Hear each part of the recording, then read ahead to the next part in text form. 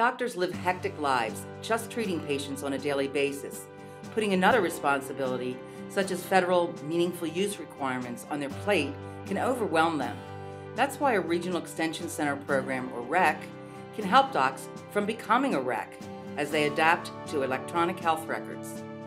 Dr. Floriano of Middlefield Clinic, located just east of Cleveland, explains how the Case Western Reserve University REC program made it possible for him as an independent physician to meet meaningful use. Well, meaningful use was a task that was way too big for us to get our arms around. And so we solicited the help of the local REC and Dr. Joe Peter, and he and his team were tremendous with getting us the help we needed, helping us to understand the details about the goals, and then implement what we needed to do in order to qualify and get passed through the standard.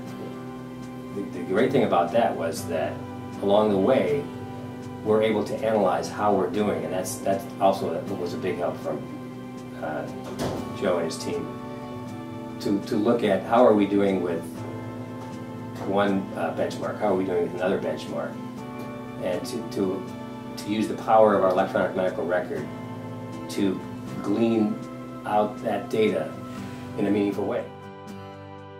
When the clinic began the process of attesting to meaningful use, Dr. Floriano and his assistant, Amber Pierce, didn't know where to start.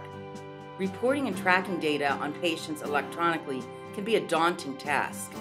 However, with the help of the REC, Middlefield Clinic was able to attest and receive its first Medicare incentive check for $18,000.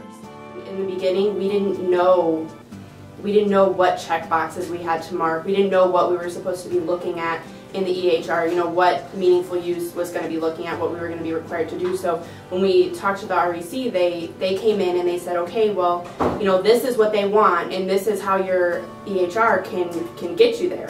So it was a lot of learning on my part. I did a lot of webinars with Amazing Charts to see, how other practices were doing it, and that was helpful too. And then I would talk back and forth with Joe's group, and they would say, well, this part you guys need to work on. You need to make sure that you're checking the allergy box and you're checking the medications every time. So it was definitely a work in progress, but with their help, it was possible.